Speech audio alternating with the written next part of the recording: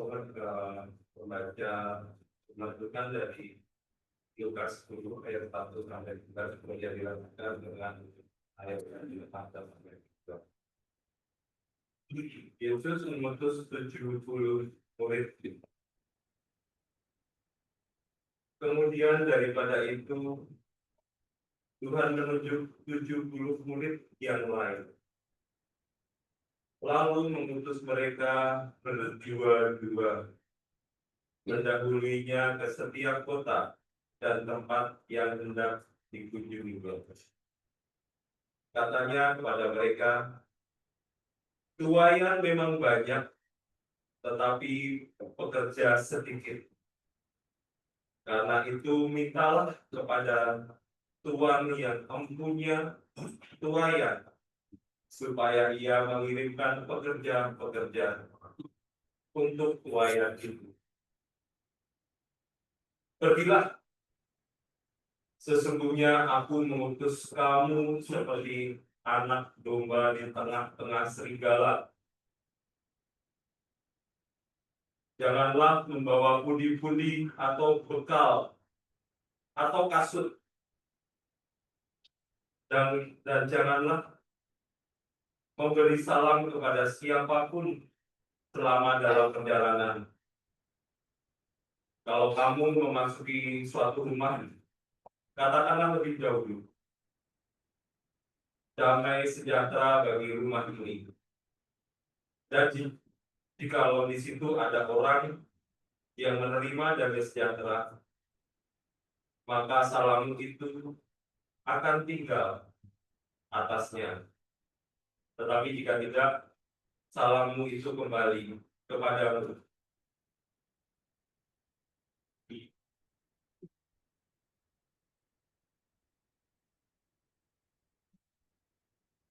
Tinggallah dalam rumah itu, makanlah dan minumlah apa yang diberikan orang kepadamu. Sebab seorang pekerja patut mendapat upahnya. Janganlah berpindah-pindah rumah. Dan kalau kamu masuk ke dalam sebuah kota dan kamu diterima di situ, makanlah apa yang dihidangkan kepadamu. Dan sembuhkanlah orang-orang sakit yang ada di situ. Dan katakanlah kepada mereka, kerajaan Allah sudah dekat padamu. Tetapi jikalau kamu masuk ke dalam sebuah kota dan kamu tidak diterima di situ, pergilah ke jalan-jalan raya kota itu dan serukanlah juga debu kotamu yang melekat pada kaki kami. Kami bebaskan di depan, tetapi ketahuilah, kerajaan Allah sudah dekat. Dilanjutkan di ayat yang ke-16 sampai 20.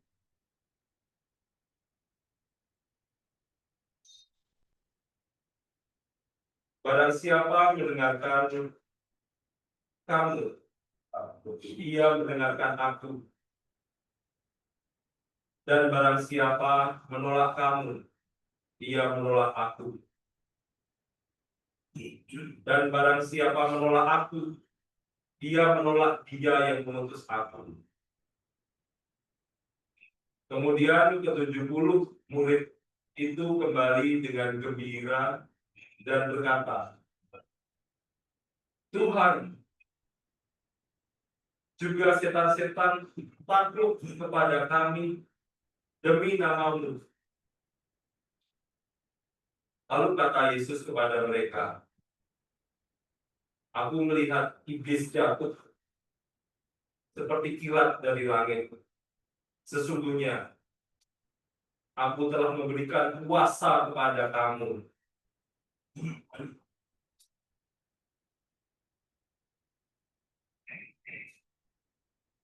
untuk menginjak ular dan kalajengking, dan kuasa untuk menahan kekuatan musuh. sehingga tidak ada yang akan membahayakan kamu. Namun demikian janganlah bersukacita, karena roh-roh itu takut kepadamu, tetapi bersukacitalah, karena namamu ada dan terdaftar di surga. Luar biasa firman Tuhan. Demikianlah Injil Yesus Kristus. Yang berbahagia adalah mereka yang mendengarkan firman Tuhan dan memeliharanya. Haleluya.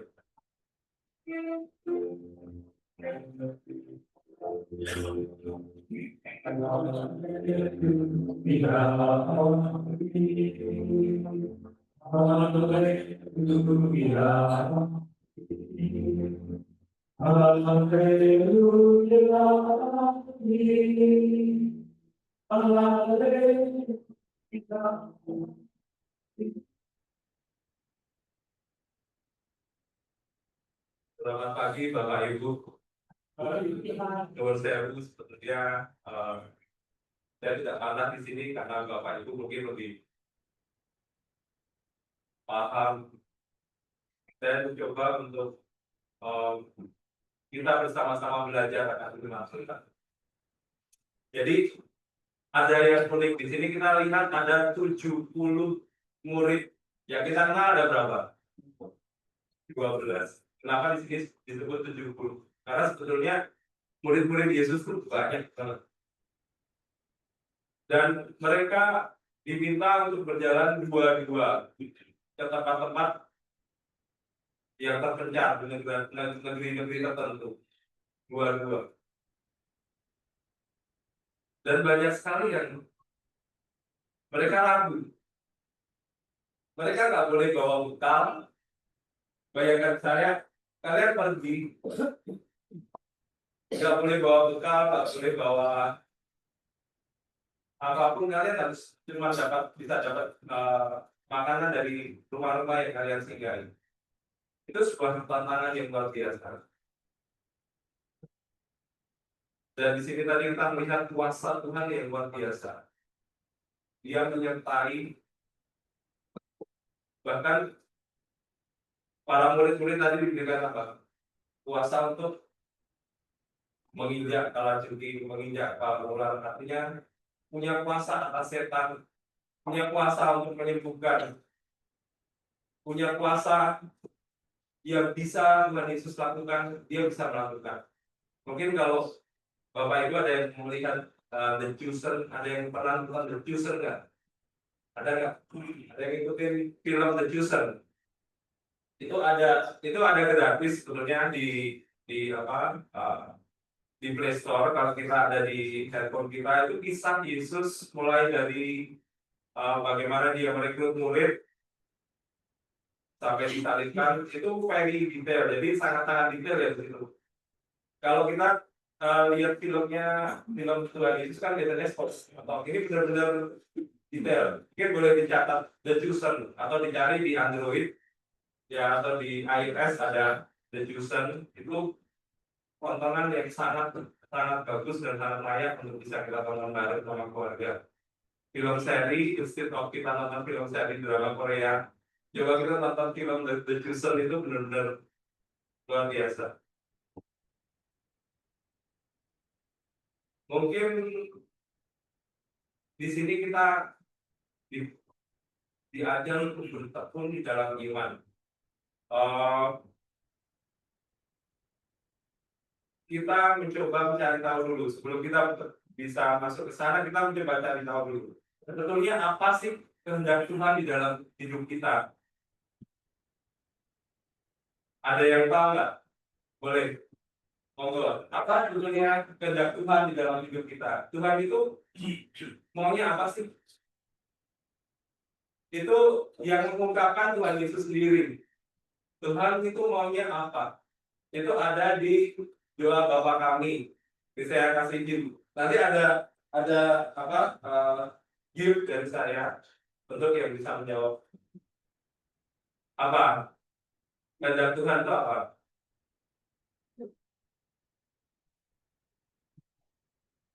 Ada yang tahu coba dibaca doa Bapa kami pasti tahu. Bapa kami yang ada di dalam surga, sekarang namamu dan tanah dan gunung, jadilah kehendakmu. Jadilah kehendakmu di bumi seperti di surga.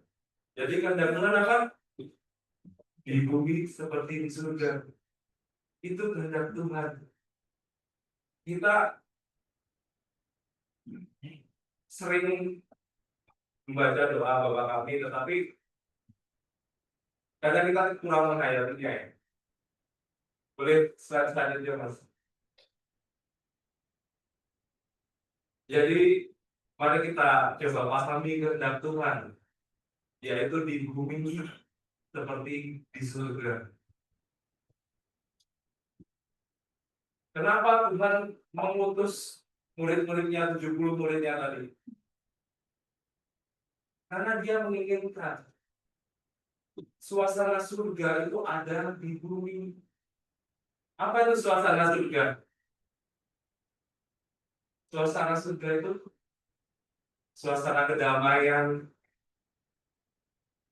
suasana cinta kasih, suasana sukacita. Itu kehendak Tuhan. Itulah yang disebar. Itu tujuan utama kenapa Tuhan mengutuskan murid-muridnya itu. Dan sekarang kita ini juga murid-muridnya. Dan apa yang harus kita lakukan? Jalankan perintah Tuhan, yaitu bagaimana kita bisa merasakan di bumi seperti di surga. Di situ ada penebusan dosa. Sebelum dia menjadi murid, pasti dia diampuni dulu. Apakah kita diampuni juga? Kita diampuni. Apakah cukup sampai situ? Kita diangkat sebagai anak. Bukankah itu luar biasa? Kita yang berdosa bukan cuma diampuni, tapi diangkat sebagai anak. Apakah cukup sampai di situ? Tidak. Kita diberikan kuasa, kita diberikan kasih karunia. Bahkan Roh Allah sendiri yang tinggal di dalam hati kita. Sama seperti 70 murid-murid itu. Apakah kenapa mereka nggak boleh bawa barang-barang? Karena mereka membawa senjata yang lebih kuat. Karena mereka membawa senjata yang lebih dahsyat, yaitu penyertaan Tuhan. Para murid, ini tugas pertama para murid. Murid diajarkan untuk mereka bisa 100% mengandalkan Tuhan. Apakah kita sudah 100% mengandalkan Tuhan? Kita harus menengok pada diri kita sendiri. Apakah kita masih sering khawatir? Oh, ada cicilan yang masih tertunggak. Oh, saya terjerat pinjol. Oh, saya kena masalah hutang. Oh, saya dibenci di lingkungan saya. Oh, saya sudah melakukan yang terbaik, tetapi orang masih menganggap saya remeh. Itu semua karena kita tidak mengandalkan Tuhan. Bahkan kita bisa tidak peduli dengan apapun yang ada di sekitar kita kalau kita ada di bersama dengan Tuhan. Maksudnya bukan tidak peduli. Maksudnya kita tidak peduli dengan hambatan apa yang ada di depan kita kalau kita bersama Tuhan. Ada yang mustahil nggak kalau kita bersama Tuhan? Nggak ada. Itulah yang dicanangkan Yesus kepada murid-muridnya. Jangan mengandalkan duniawi. Gak usah bawa uang, gak usah bawa bekal, gak usah bawa apapun. Aku menyertaimu. Is that enough? More than enough. Penyertaan Tuhan lebih dari cukup.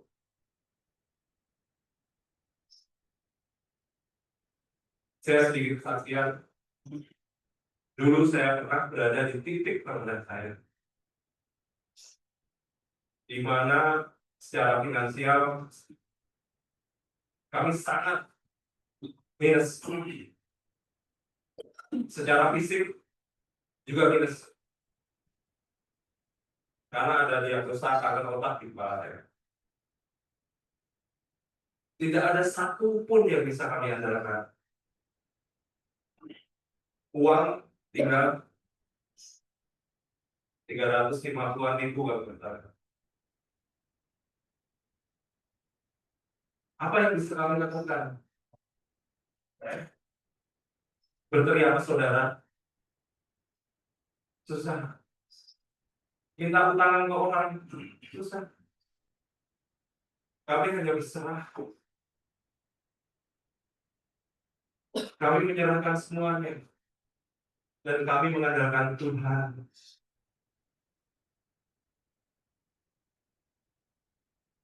Dari keseharian kami yang ragu, kami mencoba untuk yuk nih, kita berdoa.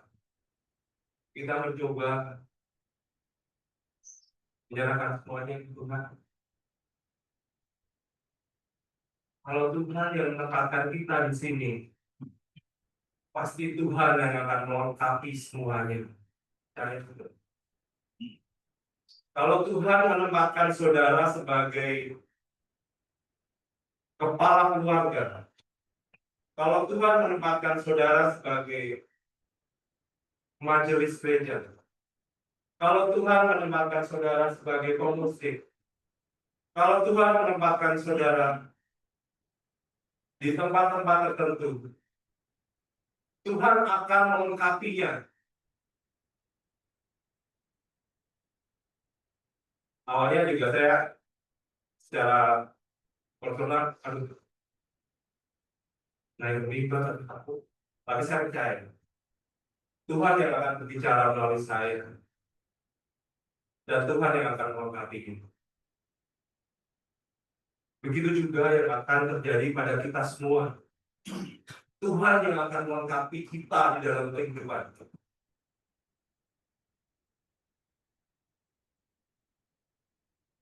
Oke, boleh dilanjutkan slide berikutnya.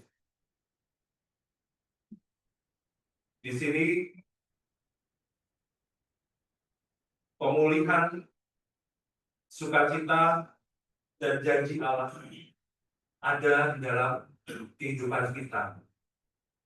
Saat kita sudah dipulihkan, saat kita sudah bertobat, kita sudah percaya atas kasih karunia Tuhan, Dia akan memberikan kepada kita sukacita.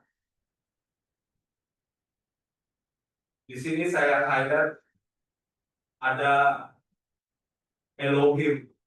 Elohim itu Tuhan. Kalau di apa? Di sini saya juga mencoba untuk kita menghayati makna Trinitas ya. Karena beberapa kali jujur ada banyak orang yang tanya Tuhan itu tiga, kita sulit untuk menjawab. Makanya di situ ada logos Elohim dan Wah Elohim yang sebetulnya ada dari kejadian, dari zaman dari kitab Kejadian 1 sudah ada itu. Logos itu firman yang kemudian menjadi manusia, yaitu Yesus. Elohim adalah Allah, Ruah Elohim adalah Roh Allah. Itu sebuah kesatuan yang menyertai kita. Ada siklus yang tidak terputuskan. Lanjutkan, Mas.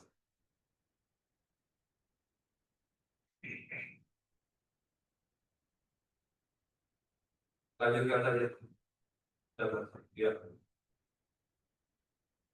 Oke, dan saat Tuhan ada di dalam kita, apa yang bukti kalau Tuhan menyertai kita apa saja? Kita akan berbuah. Kalau kita berkata aku anak Yesus, kita nggak berbuah, itu ya itu sama saja kita belum merasakan kasih karunia Tuhan dengan sungguh. Buah-buah roh apa?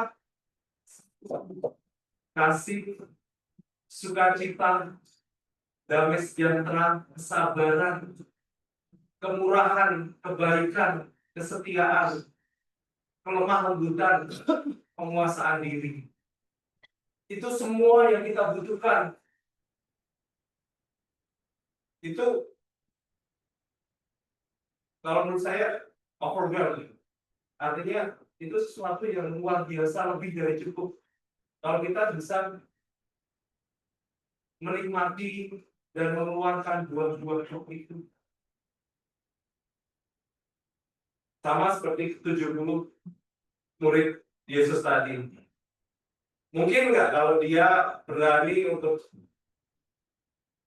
maju bergerak mewatakan Injil kalau dia tidak merasakan buah-buah roh? Nggak mungkin. Lanjut. Dan di situ juga mereka diutus untuk orang lain juga bisa merasakan buah-buah roh. Ini loh, sukacita. Ayo kita sama-sama merasakan. Kayak mujizat, pengusiran setan, penyembuhan. Itu hanya sarana. Tapi inti dari pengajaran Kristus adalah cinta kasih. Bagaimana semuanya bisa merasakan buah-buah roh itu. Lanjutkan. Nah, di sini ada satu sedikit gambaran infografis ya. Yang di kanan itu kan nggak terlalu kelihatan nih. Coba di yang next slide selanjutnya. Nah, proses manusia untuk kita bisa menuju ke Tuhan, kita butuh ditebus. Yang menebus kita siapa? Firman Tuhan, Logos, Yesus. Yesus bukannya lahir bukan hanya ada sejak kelahiran Yesus. Firman Tuhan sudah ada sejak kejadian, sejak awal, sama seperti Tuhan. Cuma dia mewujud menjadi Yesus. Logos inilah yang menebus kita, yang menjadikan kita layak dan diangkat menjadi anak Allah. Selanjutnya, Mas. Kita diangkat untuk menjadi anak Allah dan dikuduskan. Ini tadi yang saya jelaskan di awal. Bukan sekedar ditebus, tapi diangkat dan dikuduskan. Kemudian selanjutnya, setelah dikuduskan, bukan selesai dan sampai situ. Kita dikaruniai. Kita diberikan karunia. Dan kita disertai sepanjang hari, sepanjang masa kita. Next, Mas. Ini yang kita kadang kurang sadar. Kalau kita sudah mendapatkan hidup kekal, Zoe Aionios, hidup kekal. Zoe itu hidup yang diberkati, hidup yang bersama Tuhan. Bukan sekedar hidup loh ya. Hidup yang penuh tujuan. Hidup yang penuh semangat. Bukan sekedar bios. Bukan sekedar psike. Bukan sekedar hidup fisik atau hidup secara biologis. Tetapi hidup yang Zoe. Hidup yang benar-benar merasakan Tuhan dalam kehidupan kita. Di dalam bahasa Jawa, manunggaling kaulo Gusti. Dan Zoe itu aionios artinya apa? Kekal. Di setiap minggu kita mengungkapkannya, tapi mungkin kita belum merasakan ini. Di setiap pengakuan iman asli ya, percaya pada hidup kekal. Tapi kita masih takut akan kematian. Padahal di Filipi sendiri, aku sendiri sampai bingung harus memilih yang mana. Aku mau hidup atau aku harus mati, karena dua-duanya sama-sama menguntungkan. Aku hidup, aku untung aku bisa melakukan karya Tuhan. Dan aku sudah merasakan surga di dunia. Dan saat aku mati, aku bersama Kristus. Dan melakukan pekerjaan-pekerjaan besar lainnya. Dan di situ kita juga diperlengkapi oleh senjata Allah dan hikmat. Next, Mas. Untuk kita bisa mendapatkan dan mengeluarkan buah-buah roh. Kasih, sukacita, damai sejahtera, dan lain sebagainya. Dan kalau kita cukup dekat dengan Tuhan, kita akan mendapatkan mahkota surga. Kalau surga, itu sudah pasti. Karena kita sudah ditebus dari angka. Tapi mahkota surga, kudus, berjuang. Mungkin lain waktu untuk kita bisa diskusi tentang mahkota surga. Ada 5 mahkota surga. Next, Mas. Ya, klik. Di sini berbentuk salib. Inilah makna Kristenan. Mulai ditebus, kemudian diangkat, dikuduskan, dikaruniai, disertai, dan menghasilkan buah-buah roh. Dan hidup kita bukannya kita lagi, tetapi Yesus yang ada di dalam. Mungkin untuk mengakhiri pada firman ini, kita nyanyi lagu lagu sekolah minggu ya. Hidupku bukannya aku lagi, tapi Yesus dalamku. Pakai gerakan ya. Berdiri semua kita nyanyikan. Hidupku bukannya aku lagi.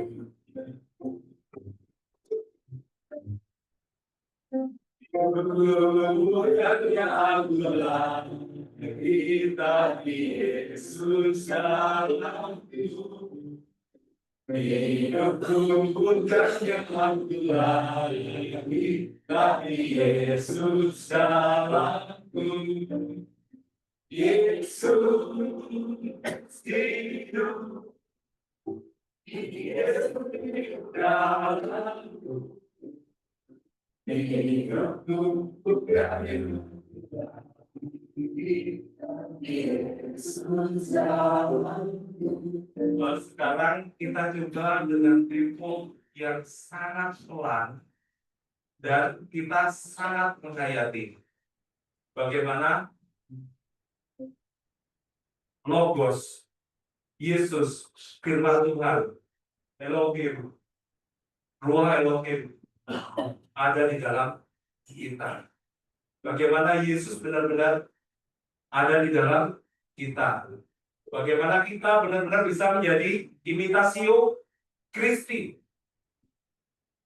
Imitasio Kristi yang menjadi bagian dari 70 murid Yesus yang akan mewartakan dan memberitakan kabar sukacita. Mari kita nyanyi dengan tempo yang sangat pelan. Tetap dengan gerakan.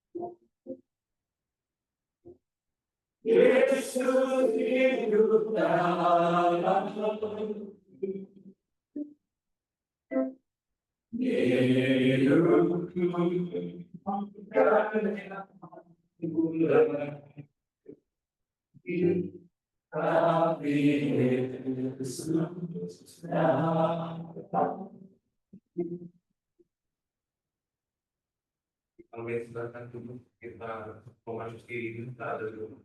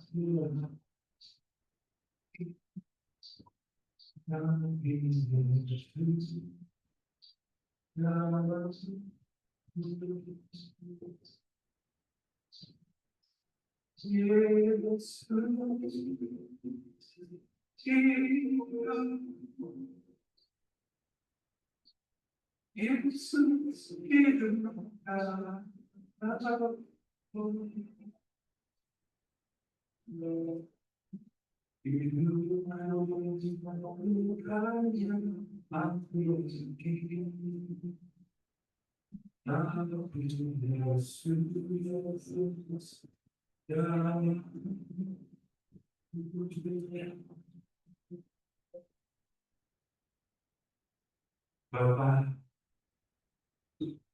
saat ini Tuhan, kami tidak mau lagi Bapak hanya sekedar tahu Engkau Tuhan. Kami ingin mengenal-Mu lebih dalam Tuhan. Kami ingin kenal Engkau Tuhan. Bahkan kami ingin Engkau ada di dalam hati kami selamanya Bapak. Seterusnya Tuhan, seumur hidup kami Tuhan. Dan kami yakin Bapak, saat ini juga Bapak, Engkau ada di dalam hati pribadi setiap kami Tuhan. Engkau yang telah menebus kami. Engkau yang telah melayakkan dan mengangkat kami sebagai anak-Mu Tuhan. Engkau yang telah mengaruniakan kami dengan berbagai macam karunia dan membimbing kami di setiap hari kami, Bapak. Meskipun kami sering mengabaikan-Mu, Tuhan, Engkau tetap setia. Engkau selalu hadir bagi kami, Tuhan. Dan Engkau telah mengaruniakan kami sebuah hidup yang bukan sekedar hidup. Hidup yang penuh sukacita. Hidup yang penuh pengharapan. Hidup yang penuh kepastian.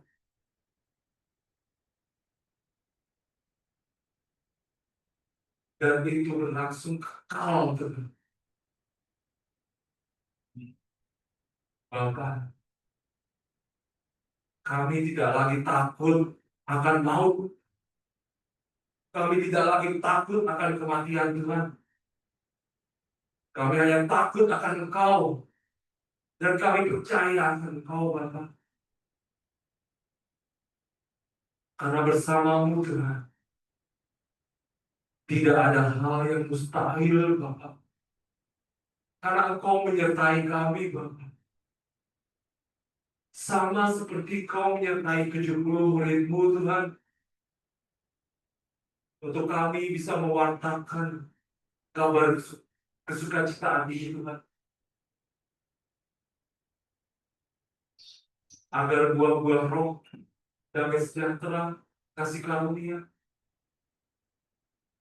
Semua boleh kami sebarkan dan kami bagikan bagi sebanyak mungkin orang, Tuhan. Bukan lagi ego kami yang ada di atas, Tuhan, tapi Engkau, Engkau yang hadir di dalam kehidupan kami dan Engkau bertata di dalam kehidupan kami, Tuhan. Bukan ego kami, bukan jabatan kami, bukan kedudukan kami.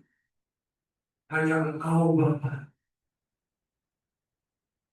Hanya Engkau. Terima kasih Tuhan, Kau telah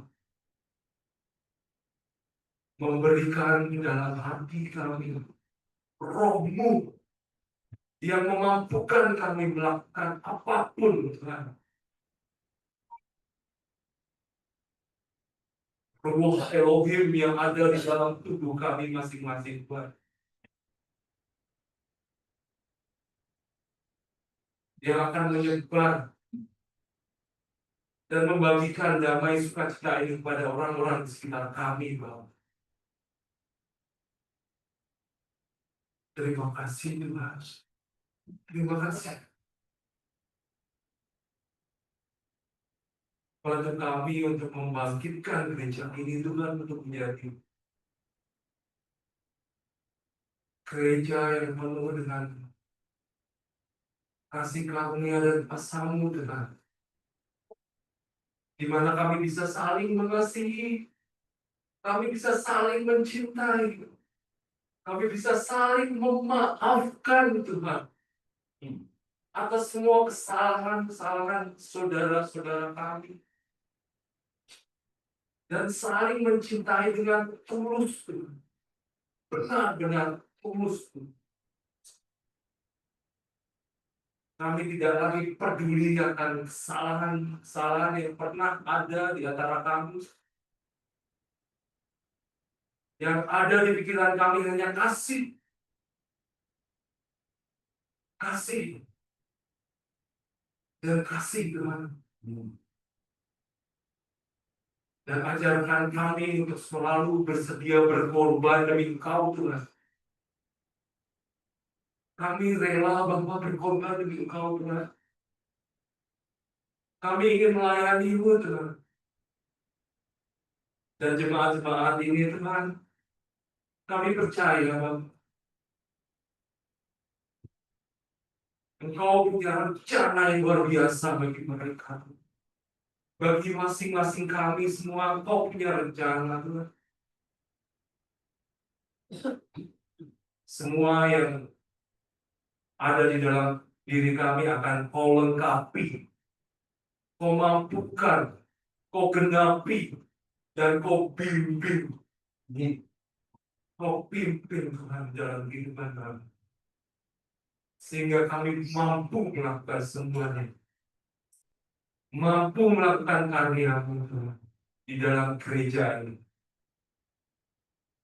Di dalam kehidupan kami. Terima kasih, Tuhan. Kau boleh hadir di pada hari ini. Terima kasih, Tuhan. Kau boleh berfirman ke samping kami. Terima kasih, Tuhan. Kau boleh ada di dalam hati kami masing-masing. Terima kasih, Tuhan. Kau boleh sentuh kami. Kau boleh ampuni kami. Kau boleh layakkan kami. Terima kasih, Tuhan. Di dalam nama Tuhan kami, Yesus Kristus. Kami berdoa dan mengucap syukur.